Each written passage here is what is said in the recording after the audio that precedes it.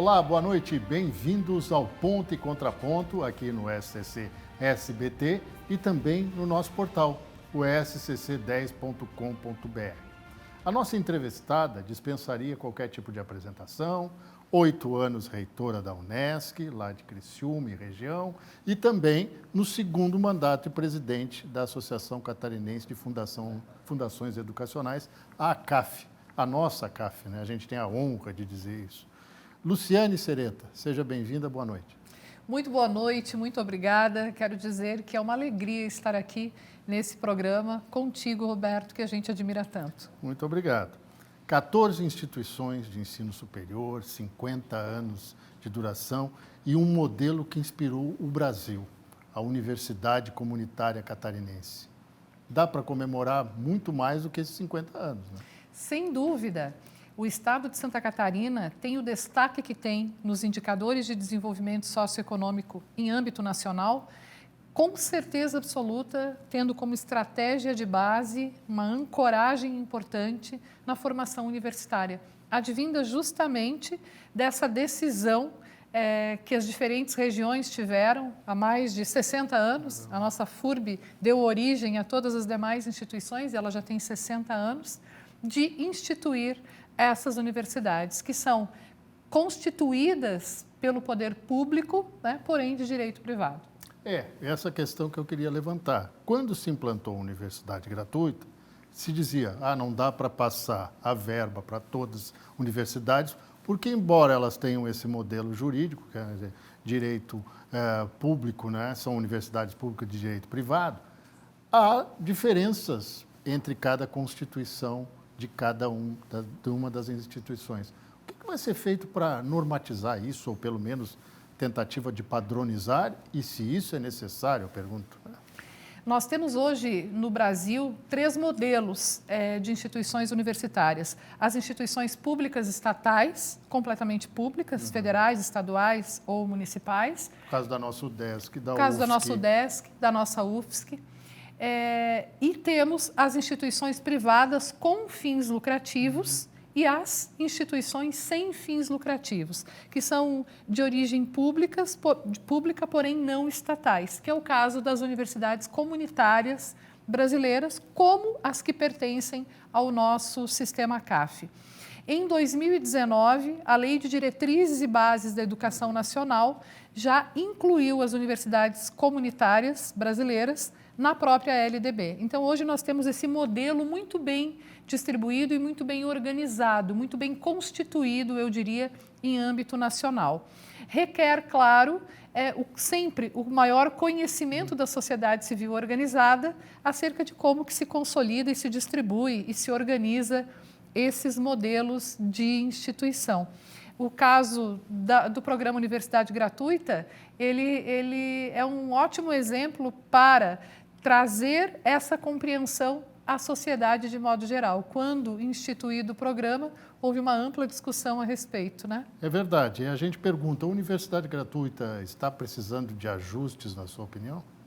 O programa Universidade Gratuita, instituído em 2023 pela Lei 831, ele inicia com um formato desenhado, arquitetado, projetado, pensando no cenário que gostaríamos que ele respondesse.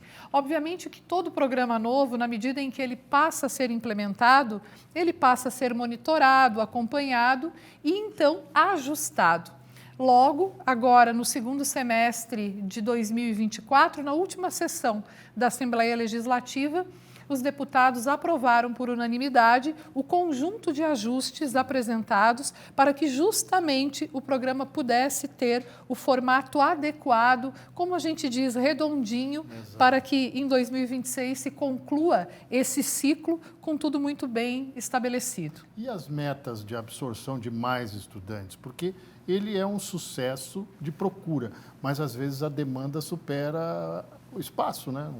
pelo menos as vagas, né? Sem dúvida. E o nosso propósito é que a demanda seja sempre muito significativa, porque justamente ele deve ser uma estratégia que atraia estudantes que saem do ensino médio e que não se enxergariam no ensino superior, porque não identificam a possibilidade de estar ali. Então, a nossa projeção é de que ele sempre seja um programa que tenha aí uma demanda maior, né, do que a própria oferta. Hoje nós temos 41 mil estudantes beneficiados com 100% de gratuidade nos diversos cursos das nossas instituições e estima-se que em 2026, no término desse ciclo de implantação do programa, nós cheguemos a 75, 78 mil estudantes. Um modelo que é exemplo nacional, né? O modelo sem dúvida. Chegou aqui, né? É um exemplo nacional e nós temos, pela CAF, missões internacionais. A internacionalização é um eixo importante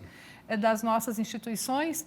E quando visitamos os países, os diferentes países e falamos do modelo institucional que temos aqui em Santa Catarina e agora, por último, temos apresentado o programa Universidade Gratuita, é sempre uma surpresa e uma acolhida muito importante. Então, se tornou uma referência que ultrapassou as dimensões do próprio país.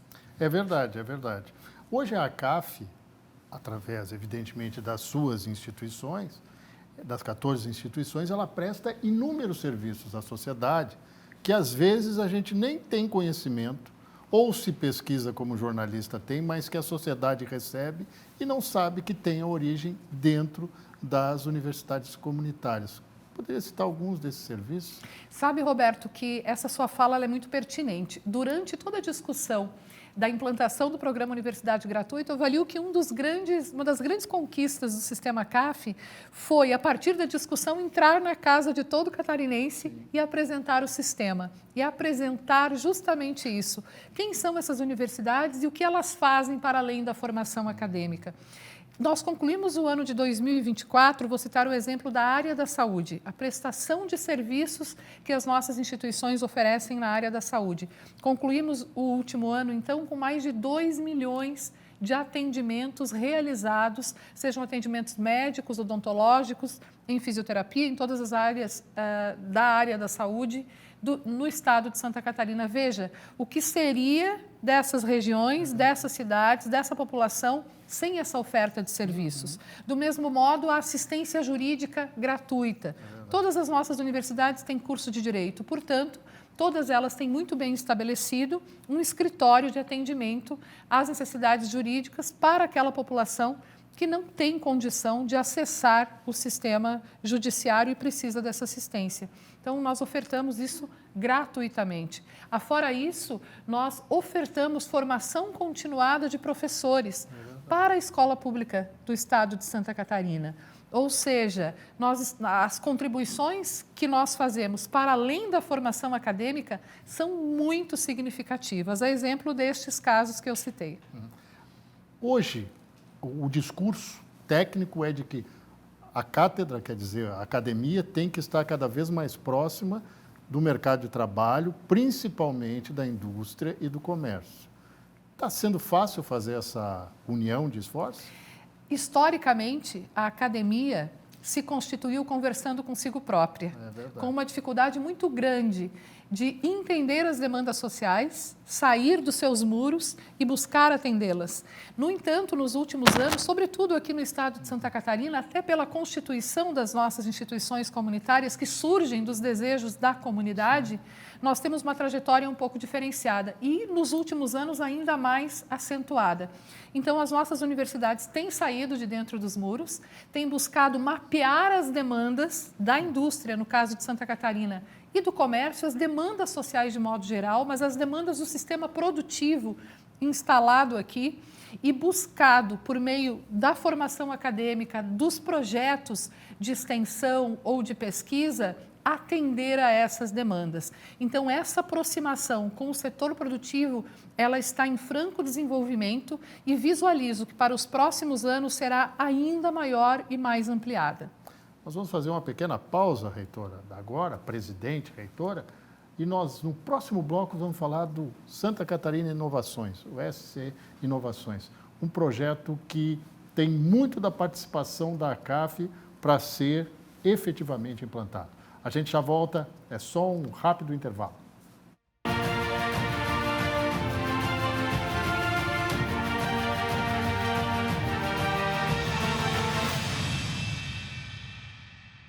Estamos de volta com o Ponto e Contraponto aqui no SBT-SCC, SCC-SBT, para quem queira, e também no nosso portal, o scc10.com.br.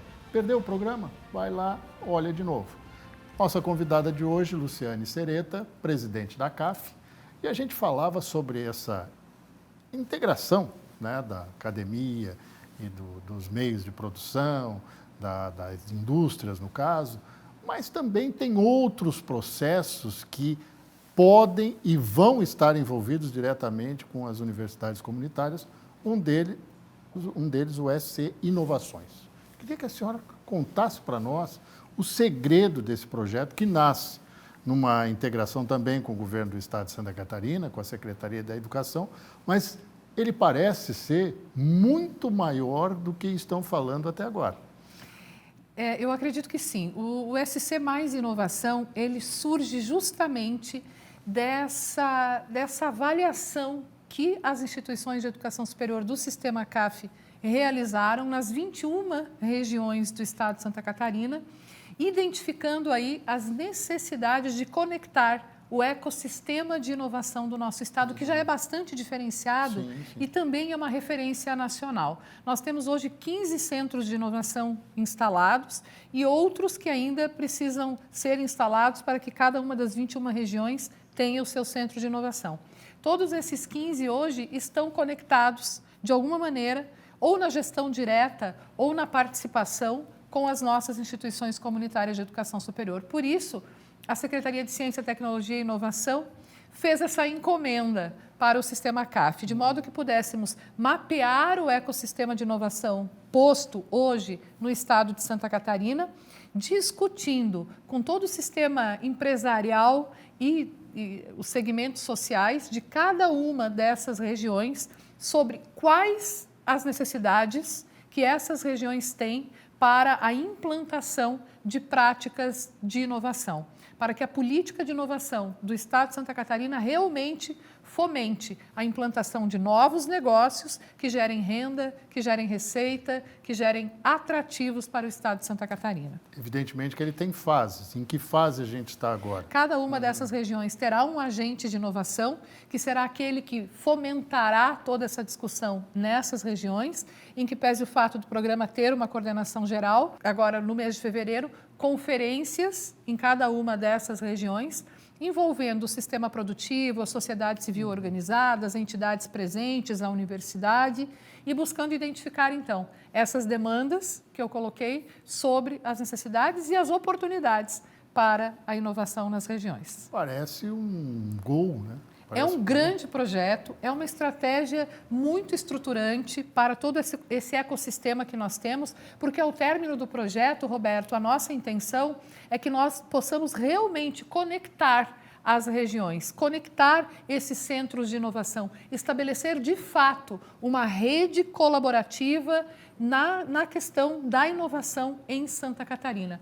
Hoje, o que é que nós identificamos até o momento? Os nossos centros de inovação atuam muito isoladamente e ainda muito distantes do sistema produtivo ou da organização da sociedade de modo geral. Eles estão lá com estruturas físicas, alguns com algumas conexões e outros nem tanto. Então, a nossa intenção é justamente entender o sistema que temos, entender quais as necessidades de cada uma das regiões e possibilitar a conexão desses centros de inovação, estabelecendo de fato uma rede catarinense de inovação. E em torno de cada um desses centros de tecnologia que nós temos no Estado, dá para se pensar numa política de clusters, quer dizer, criar instituições que vão trabalhar com eles também? Claro, um dos objetivos, inclusive, ao término do programa, é justamente isso, que nós tenhamos essa possibilidade de conectar novos segmentos que venham a dar continuidade ou até implantar novas oportunidades nessa rede posta. Universidade, curso superior também é pesquisa. E aí nós temos 14 instituições que trabalham com pós-graduação, mestrado, doutorado.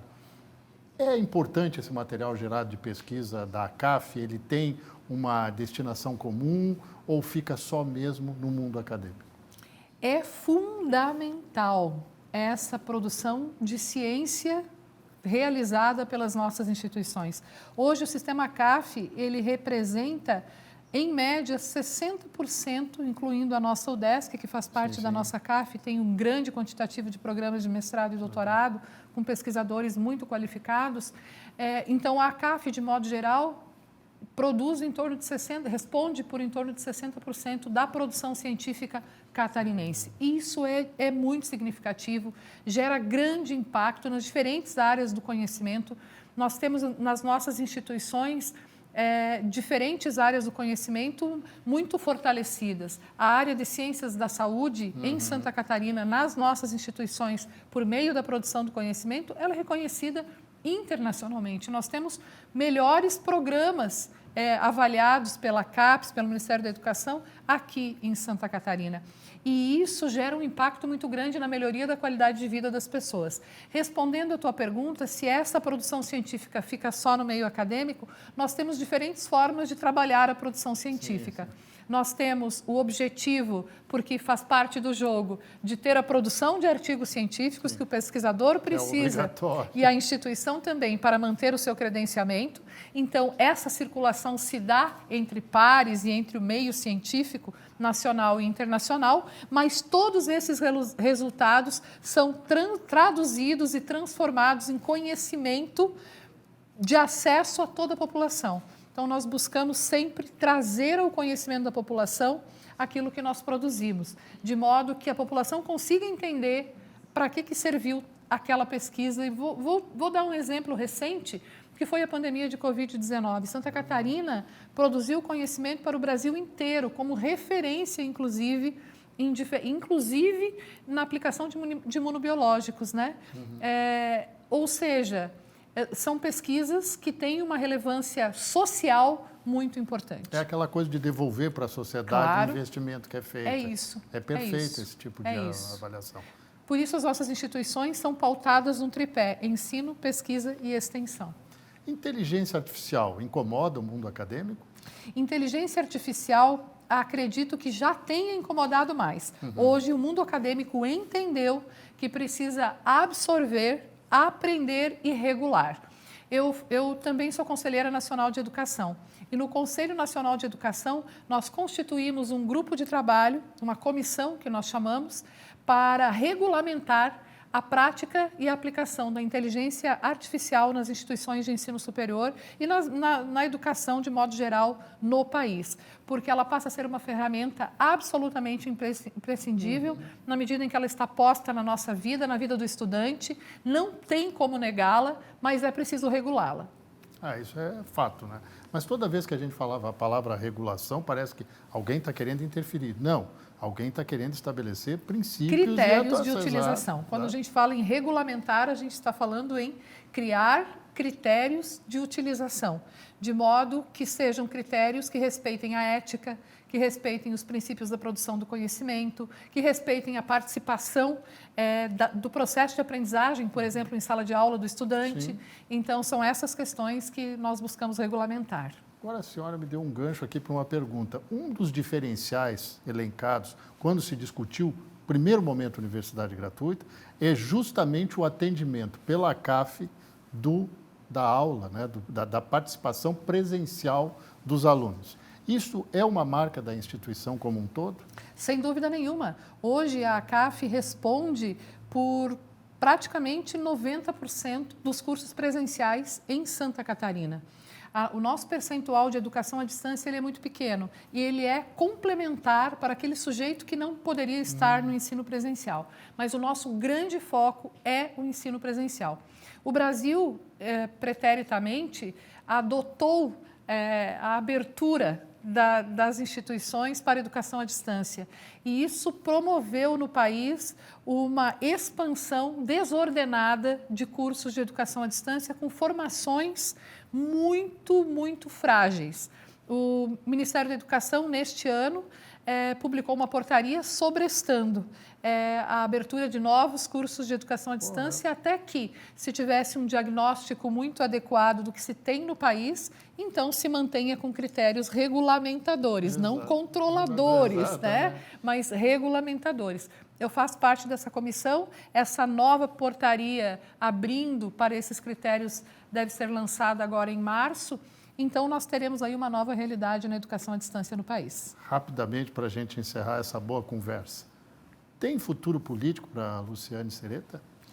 Eu avalio que a nossa atuação é uma atuação política, né? Quando nós assumimos a função de gestão de uma universidade, de uma entidade, não tem como desconectar da função política. Hoje, o meu projeto é a educação. Eu estou extremamente focada nele. É o que me encanta os olhos, o que me dá motivação todos os dias e onde eu entendo que eu consigo ofertar a maior contribuição da minha vida. Futuramente, não sei o que reserva, né? Isso é ótimo. O futuro a Deus pertence. É isso. Muito obrigado pela sua presença, boa noite, obrigado por esses esclarecimentos tão importantes para a sociedade de Santa Catarina. Luciane Sereta, presidente da CAF. E nós voltamos na semana que vem aqui no Ponto Contra Ponto. Um grande abraço e até lá.